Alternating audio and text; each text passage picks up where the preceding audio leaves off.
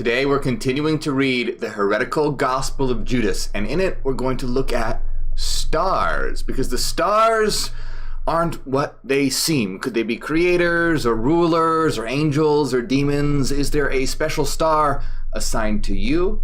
And what is the Star of Judas? Well, today we're going to see that in this heretical gospel, Jesus reveals the secret of stars, and it's going to be a good one. Now, remember that my live stream lecture notes are always available to Patreon supporters. And as well, we have now launched a new Discord server for supporters called the Citadel. So keep that in mind. If you'd like to support on Patreon, you'll get access to that, weekly live streams, and a lot more. So let's begin discussing the secret of the Star of Judas. Now, let me do a really brief recap of what we talked about last time, in which we discovered, by reading the Gospel of Judas, that Jesus says the disciples are actually evil and worship a false god, that the evil creator god is an evil god. And we'll see more about that later as well. By the way, if you haven't seen that video, the playlist is in the description of this video. You don't have to have seen that to make sense of this one, but it will help. So that's what we were talking about last time. Now, there were a couple things that I didn't get to mention last time because we ran out of time, but they have to do with what we are going to talk about today. So, if you recall, Jesus said to the disciples,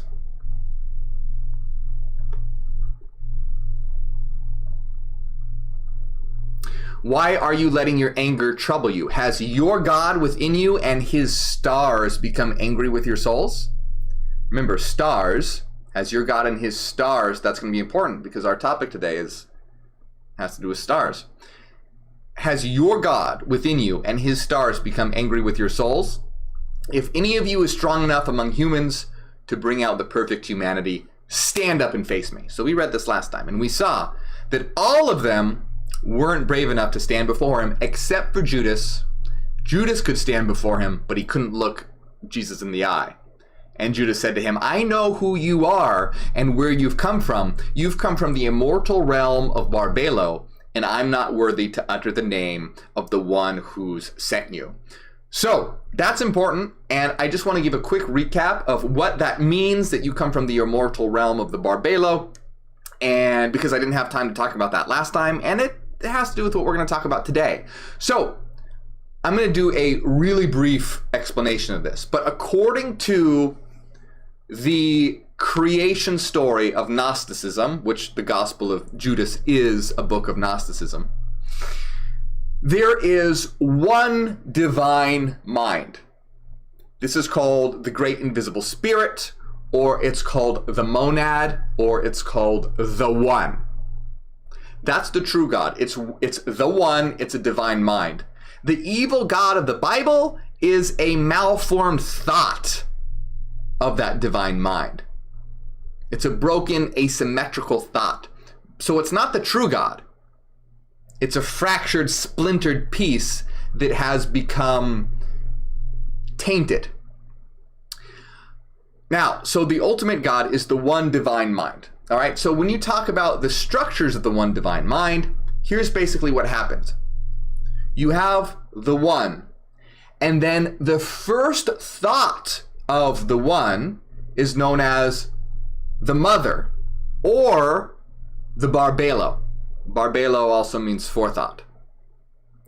Now, when the one looks at Barbelo, this generates the son.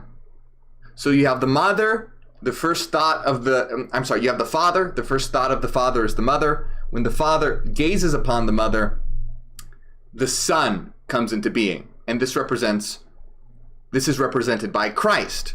Remember, this is all allegorical. This is all just a story that represents a philosophical thought, a philosophical idea. So basically you have the one mind that generates the very first thought. And when it has the son comes about through self-reference, by thought thinking about itself. That's what the father looking at the mother means.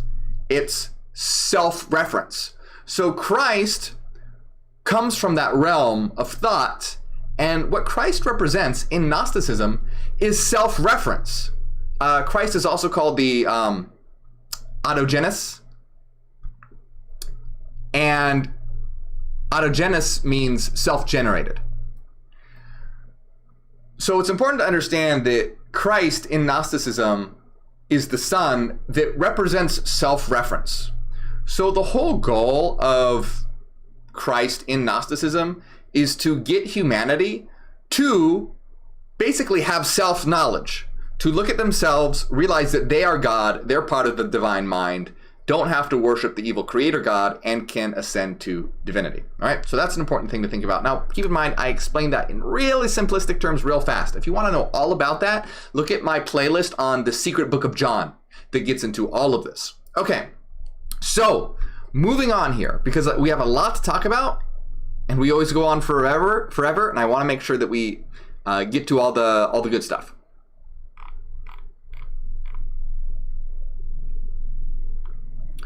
So you'll notice that Jesus said to them, "Stop struggling against me. Each one of you has his own stars, and blank of the stars will blank what belongs to it." It wasn't sent to the corruptible generation, but to the strong and incorruptible generation, because no enemy has ruled over that generation, nor any of the stars.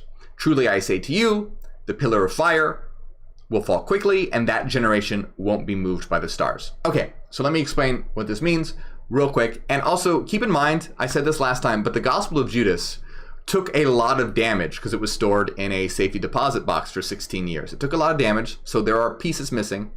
Whenever there are pieces missing, I will simply say the word blank.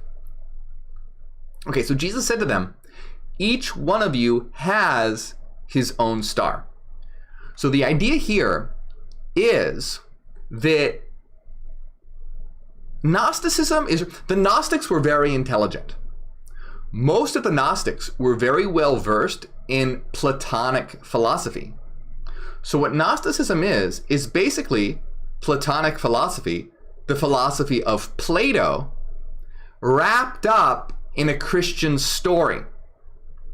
So for example, in Plato's philosophy, you have the domain of pure forms, and then you have the physical domain, the domain of matter. So according to Platonic philosophy, you have this perfect realm of pure mind that contains perfect pattern. And then the material world is a poor reflection or a poor copy of that perfect realm of mind, that perfect pattern. To give you an understanding of what that means is you can have the idea in your head of a perfect circle. That idea exists. But in the physical world, you can never draw a perfect circle. No matter how great of an artist is, you can't make a perfect circle exist. But it exists in so the physical world is a poor copy of the domain of ideas or the domain of forms. So that's a philosophy of Plato. You have the perfect realm, the material world is a poor copy, a poor reflection. And Plato also believes in the idea that humans are souls that are sort of in bodies that are like prisons. Now, the Gnostic story is basically Platonism. There are some differences. Neoplatonists hated the Gnostics. But for the most part, the Gnostic myth is very similar to Platonism, but it's wrapped up in this story. You have the pleroma and the one, where it's the domain of pure, perfect mind. Then you have Yaldabaoth, who creates a poor copy. Yaldabaoth, the evil creator god, creates the material realm, and the material realm is a poor copy of divine patterns. So everything in matter is like this malformed, corrupted copy of the divine eternal realms. So you see, it's extremely similar to Platonism, but it's wrapped up in this story. So the Gnostics wanted to convey these very intellectual philosophical ideas, but they wanted to do it in a way that people could understand. The basic person, in the field those days isn't going to study or understand Platonic philosophy.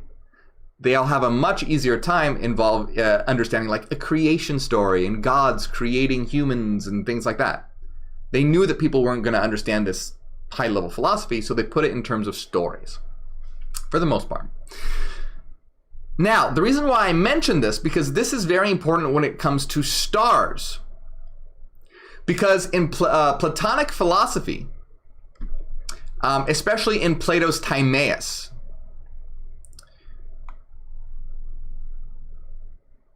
so in Plato's Timaeus, okay, each soul is assigned a star. So the number of stars and souls are equal. So every single star has its soul, and every soul has its star. And a just soul will return to its star, but an unjust soul will reincarnate. So in terms of Hyperianism, we can understand this concept of the star as representing the higher self, or you as an eternal monadic mind. So in Hyperianism, the star is a symbol, a representation, meaning your higher self, your eternal self, your monadic mind, because you're a system of eternal frequency. You're a system of eternal divine inner light. You are an inner star. That's why we call it inner star actualization in Hyperianism. You are an inner star. Your star is burning within. All right? But you can see that Gnosticism is highly based on many of these Platonic ideas. And Jesus is referencing that in the Gospel of Judas when he says, each one of you has his own star. So we can understand this as this being the eternal higher self. And Plato's Timaeus is very interesting, by the way. We may read that at some point. Plato's Timaeus has so many great ideas in it. That's where really sacred geometry and the Platonic solids originate, in Plato's Timaeus. Have you ever, in a lot of New Age stuff, have you ever heard about, sacred geometry and the Platonic solids? And that comes from Plato's Timaeus. So we'll probably read that at some time. It's a very good read. But continuing on here, let's continue to understand this idea of stars and their association with souls, and what it has to do with Judas. And what about Judas's soul? Who is Judas, and what is Judas's star? So we basically left off where Jesus was talking to the disciples, and we realized that the disciples were evil and would lead humanity astray and essentially ultimately generate mainstream Christianity, which would be a false doctrine and would serve the evil creator God. If you're interested in that, check out the last video in the playlist. That's what that whole video is about. But now Jesus and Judas step aside and they're going to have a discussion. So when Jesus said these things, he left, taking Judas Iscariot with him. He said to him, "The water on the exalted mountain is from blank. It didn't come to water the well of the tree of the fruit blank of this realm, blank after a time, blank, but came to water God's paradise and the enduring fruit, because it won't corrupt that generation's walk of life, but it will exist for all eternity." All right, so what does this mean? So this high mountain most likely represents divinity. So you have this, the water on the exalted mountain. It didn't come to water the well of the tree of the fruit of this realm, but came to water God's paradise and the enduring fruit. And when Jesus is talking about God here, he doesn't mean the evil creator God. He means the true one God, the divine mind of which we all are and all are parts of. So what basically this means is that the waters of divine wisdom aren't for this realm, but came to water the divine fruit. So in biblical terms, they use fruit all the time. Fruit is a very common allegory that refers to actualization or doing great works. So what this means is that divine wisdom will allow those who know what they are to actualize and do great things and to achieve gnosis, true self-knowledge of their own inner divinity. So it's basically saying that that's what this divine wisdom will allow people who have the ability to know what it is and reflect on it and reach that. The people of this world, the people who just think their bodies and nothing else, that wisdom and divine knowledge is not for them. Now that doesn't mean it's not like we're keeping knowledge from them. That's not what it's meant here. It's meant that they just won't understand it. I'm sure you've tried to have conversations with people where you're trying to give them knowledge. You're trying to give them water from the exalted mountain. But it doesn't work. It doesn't do anything. They just go, well, where's your empirical evidence? Or, well, it doesn't say that in the Bible. Or, well, when I was speaking to my spirit guide, it completely goes over them. They don't understand that we are a rationalist system. We deal in deduction and mathematical proofs and ontological mathematics and things of that nature. But anyways, you get my point, that the divine water from the exalted mountain will allow those who are receptive to it to grow and bear fruit, meaning achieve actualization, being able to do good works. Not good as in morally, but great works, to be able to transform the world, transform themselves, understand what they are, understand what reality is. It's not for the material realm. It's for actualizing inner divinity. And you can understand this allegory of a plant that produces fruit. A plant that produces fruit is reaching its telos. It's becoming it's a plant that doesn't reach its fruiting stage is incomplete. So that's what it means, is that most people here are not becoming their true selves at all. They're not reaching their stage of actualization. They're not enacting their essence. They're not enacting their purpose. Because that's what a plant does. The telos of a plant is to produce fruit. If you have a plant that doesn't produce fruit, it's a plant that doesn't accomplish its purpose. Same thing with humanity. That's why existentialism and nihilism is a plague. And Nietzsche foresaw this. Nietzsche knew that nihilism would render the earth and the inhabitants of this earth into a state of meaninglessness and purposelessness.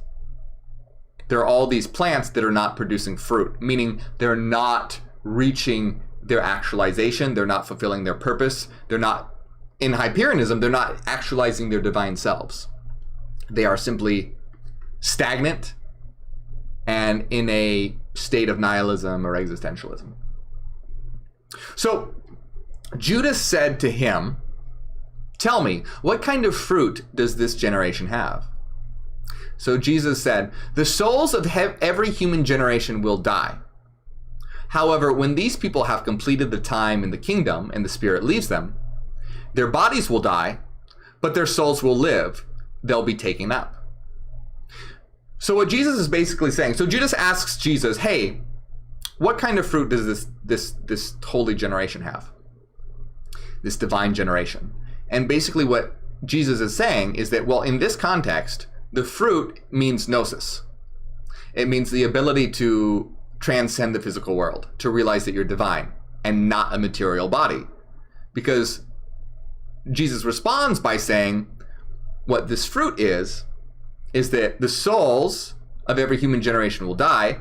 However, when these people have completed the time in the kingdom and the Spirit leaves them, their bodies will die, but their souls will live and they'll be taken up. Meaning they are not going to be trapped in this cycle of reincarnation. They're going to be able to be, transcend the evil creator God in his prison of the material realm and be able to return to the divine mind, the pleroma, the realm of pure light. And Judas said, "Well, what will the rest of the human generations do?" Jesus said, it's not possible to sow on rock and harvest its fruit. In the same way, it's not possible to sow on the defiled race along with the perishable wisdom and hand which created mortal humans, so that their souls may go up to the realms above. Truly I say to you, no ruler, angel, or power will be able to see the places that this great holy generation will see. When Jesus said this, he left. So basically, Judas is saying, well, what about the rest of humanity? And Jesus is saying, well, if you sow seeds onto rock, it's not possible to harvest its fruit. And that's obvious. If you don't have, if you can't plant a seed on rock, not only is it not going to produce fruit, it's just not going to grow at all. So basically what Jesus is doing is comparing the humanity that hasn't realized it's divine as seeds sown on rock, meaning not growing at all. And look around you, right? The people who are just think that they're material bodies and that's it. They're not growing. They're seeds that have been sown upon rock. And so Christ is saying that when this is happening, they're not going to grow. You're not going to be able to harvest fruit. And they have perishable wisdom, which means false wisdom. Perishable wisdom. It's not real wisdom. It's not divine wisdom. It's not true wisdom. It's perishable wisdom. I'm sure you've met some people that are very intelligent. They might be great mathematicians. They might be great physicists. They might be great historians, whatever. But they don't understand what they are, where they are, why they're here. They just sort of collect facts like they collect trading cards. They'll be able to spew out dates and names and equations, all you want. But then they might go home at night and go, and then pray to Jesus. They have perishable wisdom. They have collected facts and data, but they don't know what that data is, what it means, what it implies, the truth of it, the essence of it, and they haven't been able to connect it all together into a unified whole. That's perishable wisdom. That's false wisdom. We find people like this all the time. There can be very, very intelligent people, but they're not really intelligent. They just collect facts and collect data. The mark of a mind that is rising into a higher consciousness is the ability to connect apparent disparate facts into a unified whole. It's about being able to see connections, but in a rational way. Because on the other end of the spectrum, those who are into like New Age mysticism, they're so intuitive, but they're not guided by logic and reason, that they make all these connections that don't exist. They'll be like, oh, I saw 444, and 444 is my angel number, and that corresponds to the angel Gabriel, and Gabriel sent me, this blue crystal that makes my, chakra, creative chakra glow, and now I'm able to manifest my power because of 444, and you see, they have no logic and reason, so they're making all these different connections, but they're not real connections. They're fake, they're false connections. It's like, so the difference here is, let's say that you have a puzzle piece, right? Let's say you have a puzzle, and you're given all these puzzle pieces. Someone can collect facts by collecting puzzle pieces, but not know how to put them together at all, right? That's like someone who collects a lot of data, but can't see the connections. Now, someone who's into New Age and mysticism, that's like taking those puzzle pieces and just jamming them together, but not in the right way or the right order. So you're making connections, sure, but you're going to have a very crazy looking picture. It's not going to look like anything. It's going to be insane. So the difference is with Hyperianism is that we take this data and we connect it through logic and reason to make true connections, to understand what reality truly is. And this is what truly being able to raise up into a higher level of consciousness is rationally making connections by seeing reality as an integrated whole and understanding how it works rationally. And this will develop into a new structure, the analog all.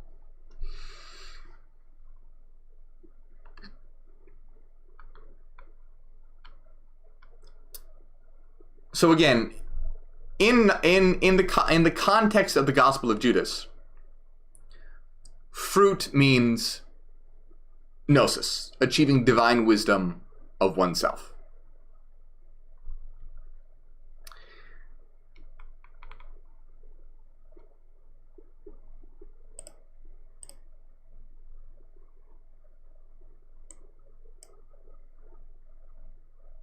So Judas said, Master, just as you've listened to all of them, meaning the other disciples, now listen to me too, because I've seen a great vision. Now we're getting into the star of Judas. This will start to make sense here. But Jesus laughed when he heard this. He said to them, Why are you all worked up, you 13th demon? But speak up, and I'll bear with you. Now that's really important. Jesus referring to Judas as the 13th demon.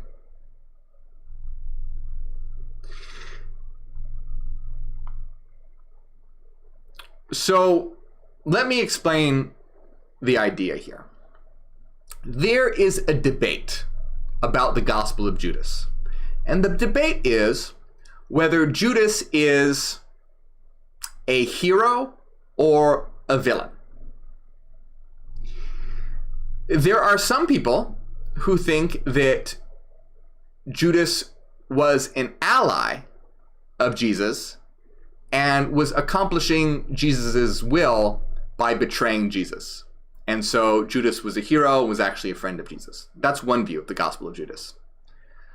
Another view of the Gospel of Judas is that Judas is associated with Sophia.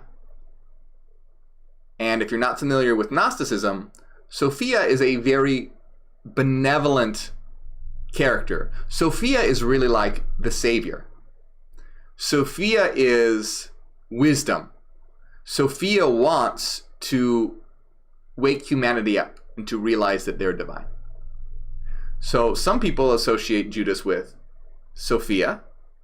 And then finally, the other group thinks that Judas is evil and is associated with the evil creator god. That he either is an avatar for the evil creator god or will become the evil creator god. So these are the three different views. Now,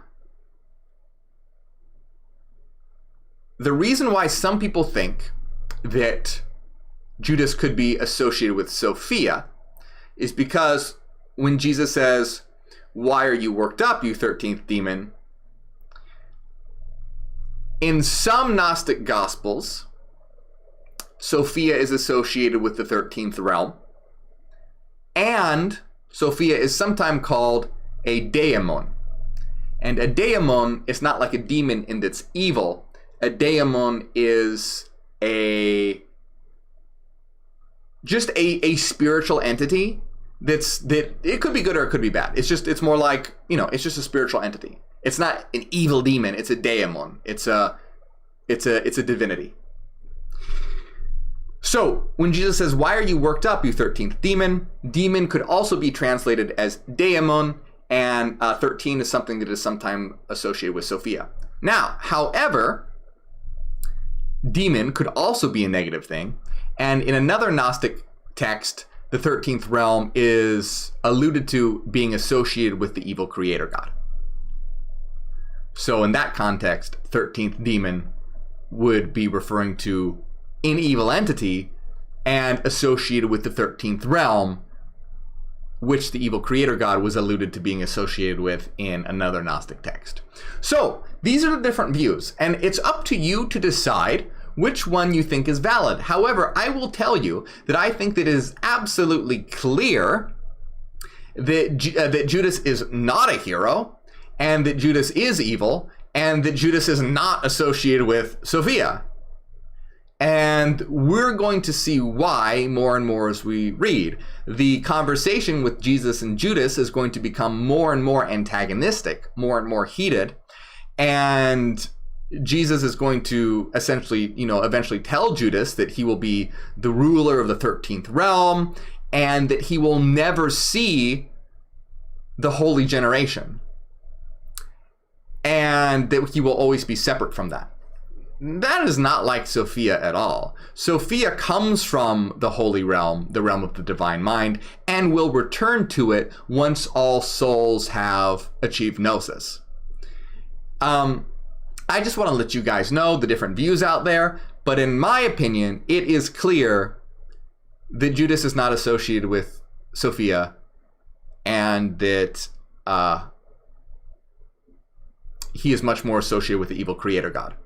Because if anything, Jesus is almost an avatar of Sophia, and Judas is more like an avatar of the evil creator God. That's more accurate. That's a lot more accurate. So I'm going to continue reading. You can make up your mind for yourself, but I think you'll agree that, in my opinion, it's very clear that Judas is no hero or good guy. So, Judas wants to tell Jesus a vision. Jesus laughs at him and says, "Why are you all worked up, you 13th demon? But speak up and I'll bear with you." Judas said to him, "In the vision I saw myself. The 12 disciples are stoning me, chasing me rapidly, and I also came to the place where I had followed you. I saw a house in this place, and my eyes couldn't measure its size. Great people surround it, and that house had a roof of greenery. In the middle of the house was a crowd. 'Master, take me in with these people.' Jesus answered and said, 'Your star has led you astray.'" Your star has led you astray, Judas, "and that no person of mortal birth is worthy to enter the house you've seen." So this is the point where Judas in his vision sees this house with a roof of greenery. In the middle of a house was a crowd of people, and Judas is saying, "Jesus, let me go into that house with those people." And this represents the holy generation, the incorruptible realm, the realm of divine mind in which souls go to when they have achieved gnosis and true knowledge of themselves. And Jesus says to Judas, "Your star has led you astray. No person of mortal birth is worthy to enter the house you've seen." And mortal birth doesn't mean that if you have a body, you can't go there. I mean, your body isn't going to go there. But what that means is, if you believe that you're just a body, you believe that you are a mortal, and that you have had a mortal birth. But if you know that you are divine, you know that you are truly immortal. So those that believe that they're just bodies, they can't enter that house. Those who are associated with the realm of matter, they can't enter that house. So no person of mortal birth is worthy to enter the house you've seen, because that place is reserved for those who are holy. Now remember, remember Gnosticism is completely different from mainstream Christianity. It doesn't have to do with sin and all that. It has to do with knowledge. What is holy in Gnosticism is knowledge. Remember, that's completely different from mainstream Christianity, which says if you eat from the tree of knowledge, you'll die. Knowledge is forbidden.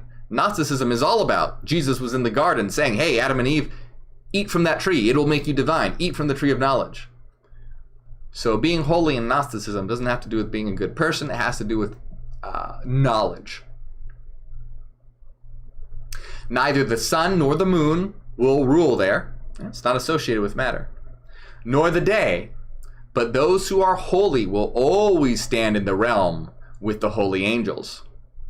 Look, I've told you the mysteries of the kingdom, and I've taught you about the error of the stars and blank set on high over the 12 realms.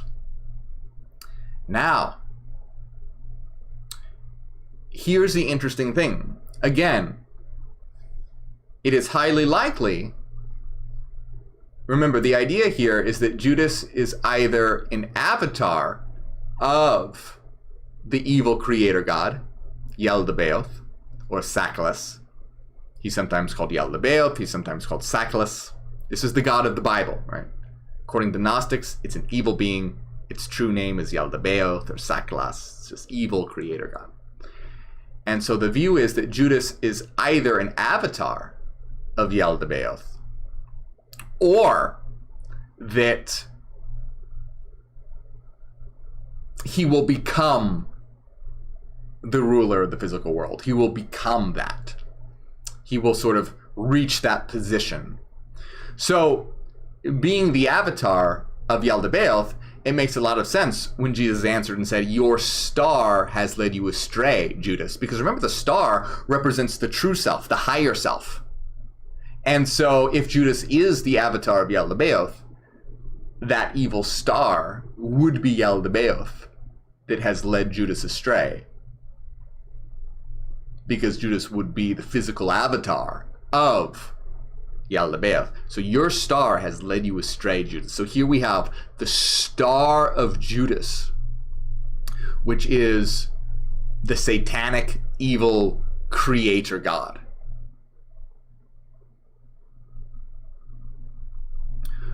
So Judas said, Master, surely my seed doesn't dominate the rulers, does it?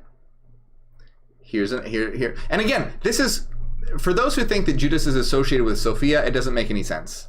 Because why would Judas' star lead them astray? Why would Judas not be allowed to enter the holy generation? Doesn't make any sense. Sophia, of course, will be able to once humanity reaches divinity. Sophia has to wait, but that will eventually happen. It doesn't make sense. And there's this antagonistic feel that's going to start becoming more and more prevalent between Jesus and Judas. That would not happen between Jesus and an avatar of Sophia, because Jesus is essentially like an avatar of Sophia. I mean, Sophia and Jesus have the same goal. Jesus wants people to look within and realize their divinity. Sophia is wisdom. Sophia uses Jesus as a vehicle to be able to accomplish this work. So, in my opinion, that it doesn't make any sense. It's much more clear that Judas is an avatar of Yaldabaoth, or is going to become Yaldabaoth. To me, it seems much more like an avatar. See, that seems pretty clear to me, but I'm letting you guys know that there are other viewpoints, which I don't find convincing whatsoever. But, so Judas said, Master, surely my seed doesn't dominate the rulers, does it? And what are the rulers? The rulers are the archons.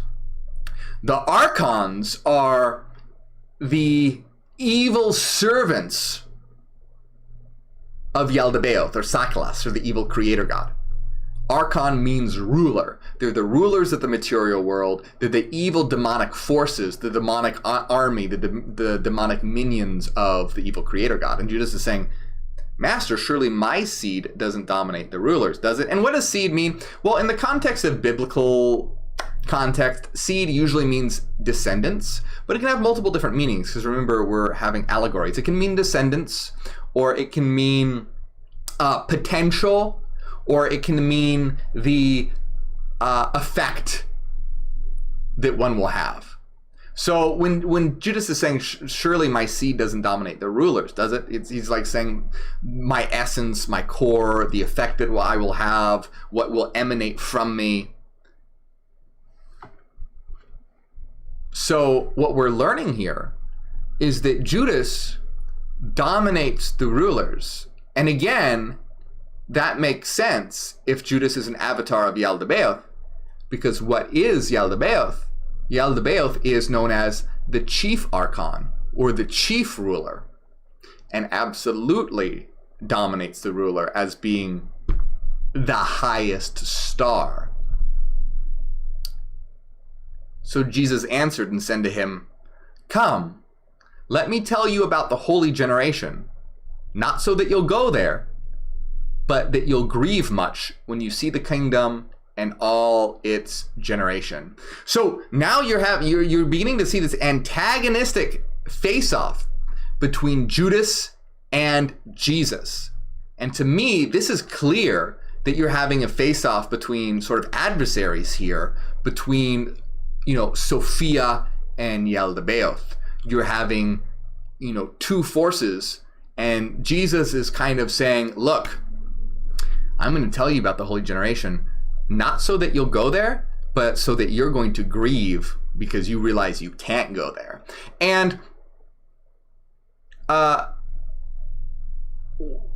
why, if Judas was, again, it doesn't make sense to say Judas is associated with Sophia, because why would Jesus be antagonistic towards Sophia. Not at all. That makes no sense whatsoever. So you're having this face-off between sort of Yaldabaoth and the avatar of Yaldabaoth being Judas, and then you have Jesus, who represents Sophia, and they're facing off. And Jesus is saying, I'm going to tell you about the holy generation and the holy mysteries so that you will grieve when you realize you can't go there. So the question is, why, if Judas is an avatar of Yaldabaoth and Jesus is associated with Sophia, why is Jesus going to tell Yaldabaoth about these mysteries and these secrets? Well, Jesus said, so that you will grieve, so that you realize you can never go there. It's a taunt, essentially. Also, we learn in the secret book of John that Yaldabaoth is ignorant of the higher realms. Yaldabaoth thinks that it's the only God. Now, this doesn't jive completely with the Gospel of Judas, because in the Gospel of Judas, Judas knows that Jesus is from the immortal realm of the Barbelo. So Judas has some knowledge of the immortal realm. So it's not completely consistent, but perhaps Jesus is going to tell him more, etc. And another way to really think about this, because what we're going to talk about next week is next week is called Jesus Reveals Everything to Judas. And that is where, in the next video, when we talk about it next week, Jesus is going to reveal all the mysteries of creation and hidden knowledge to Judas. And again, why? Well, so that Judas will grieve when he realizes he can't go there. And if that seems a little weird to you, you can kind of think of it. Have you guys ever watched an anime where they have these two characters and they're about to fight, but before they fight, they go on and on and on about kind of like all their powers, what their powers can do, what their attacks are, and they kind of go into their history too. Like they tell this long story, super dramatic. It's kind of like this. This is kind of the scenario that's playing off here. You have Judas and Jesus facing off. Jesus is kind of giving this monologue about how, look, I'm, about the holy generation. You'll never go there, and all this sort of thing. So it's this face-off that's sort of occurring in this kind of anime battle monologue, very dramatic style. And so Judas said, Master, surely my seed doesn't dominate the rulers, does it? And of course, we know that it certainly does if Judas is in fact an avatar of Yaldabaoth, would make Judas ultimately the chief ruler, the chief archon. Jesus answered and said, come, let me tell you about the holy generation, not so that you'll go there, but so that you'll grieve much when you see the kingdom and all its generation. When Judas heard this, he said to them, what good has it done me that you've separated me from that generation? Jesus answered and said, you'll become the 13th and will be cursed by the other generations and will rule over them. In the last days, they'll blank to you and you won't go up to the holy generation. So Jesus is essentially saying, you're going to be the 13th, you're going to be the ruler over them, and you will not go up to the holy generation. To me, this is, very clear that Judas is associated with Yaldabaoth. If it isn't Yaldabaoth, it's an extremely powerful, it would only make sense for it to be that. And so we have here this face-off between the 12. So essentially, as I said before, what is the point of the Gospel of Judas? The Gospel of Judas is an attack on what would become mainstream Christianity. It says the 12 disciples are evil. They worship a false god, and they're going to lead humanity astray. Judas is the avatar of Yaldabaoth, and is ultimately going to try and, sort of destroy Christ by betraying Christ. Yaldabaoth is constantly trying to thwart knowledge. Remember, throughout the entire story, what does Yaldabaoth do to try and stop humanity from realizing their divinity? The first thing that Yaldabaoth does is he puts them in a material body and makes them forget what they are to try and stop them from realizing what they are. Then what does he do? He splits them in two, separating mind from self-knowledge in the allegorical form of Adam and Eve. But then, they combine to form Seth, and thwarting Yaldabaoth that way. What does he do as well? He puts, it in a forbidden tree. Yaldabaoth is, and then in the apocalypse of Adam, what does he do? He sends a flood to try and destroy everyone that has self-knowledge. Yaldabaoth is constantly trying to stop humanity from having self-knowledge. So now you have Christ, who is the emissary of Sophia, essentially, trying to get humanity to wake up to the fact that they are divine. So what would it make sense for Yaldabaoth to do? It would make sense for Yaldabaoth to have these 12 disciples that actually worship him so a false doctrine and twist Christ's message into what would become mainstream Christianity and convince Christians to worship the evil creator God, and then to use Judas as an avatar to destroy Christ by betraying him. So do you see, the entire Gospel of Judas is an attack on mainstream Christianity. It's saying, look, the evil creator God has constantly tried to get humanity to worship it and to stay away from its knowledge of its own divinity. And the Gospel of Judas is saying, look, this has happened again. The 12 disciples, they promote a false doctrine. They worship the evil creator God of the Bible. They will tell people to worship that creator God. And they will twist my word, as in Christ's word, into something nefarious. And if you want more, watch my previous video. I talk about that in detail. How Christ says, you are going to lead people astray, and you'll do it using my name, and you worship a false god. And then not only that, then, Yaldabaoth will use Judas as this avatar to betray Christ and kill him. So throughout, all the Gnostics are saying, look, Yaldabaoth is constantly trying to get you to worship him and get you to deny your own divinity. And he's gonna do it again. He's using the 12 disciples to spread a false message of Christianity.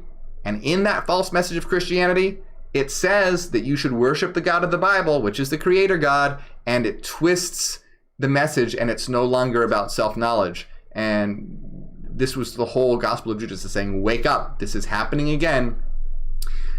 Don't follow this false and toxic doctrine, which is ultimately a satanic and evil doctrine that will lead to your enslavement, that will lead to your downfall, that will lead you to serving a God that wants to keep you enslaved and will keep you forever away from achieving your own divinity and your own power.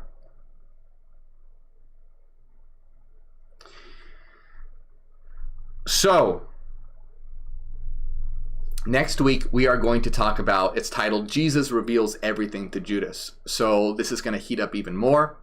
Jesus is going to tell Judas the secret mysteries of the kingdom, and we're going to see Judas's reaction to that as the story and the confrontation between Judas and Jesus continues to unfold. But always remember, the entire point of the Gospel of Judas is that what will become mainstream Christianity is just another ploy from the evil creator God to get you to worship him and deny your own divinity by using the 12 disciples, by using Judas, etc. Now, just keep in mind, remember in Hyperianism, we use this as a story. We don't take this as literal. We don't believe there's actually an evil God in the sky that's enslaving us and all that.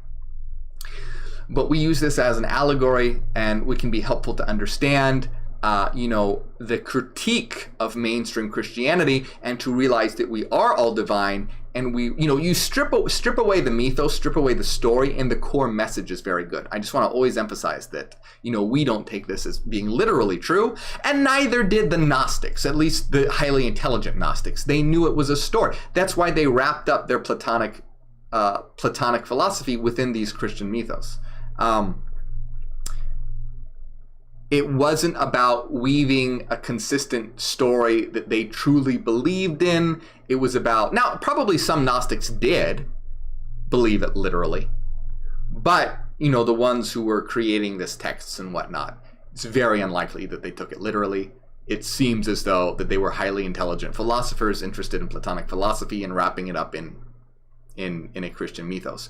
But next week, we are going to take a look at this confrontation between Jesus and Judas. It's going to heat up, and Jesus will reveal the secrets and mysteries of the true reality to Judas, and we're going to see that unfold. I want to give a big shout out to all the supporters on Patreon, especially our top supporters, Timothy, Renaissance Fairy, and Jordy. You guys are awesome. If you enjoy my work, please consider supporting on Patreon. It's the best way to support. You'll get access to a ton of things like our secret weekly live streams, my lecture notes for many of my videos, including my notes for this stream, and our Discord server, The Citadel. So you get a lot of stuff, and it's the best way to support. Thank you guys for the support. It means a lot. The link is right over here.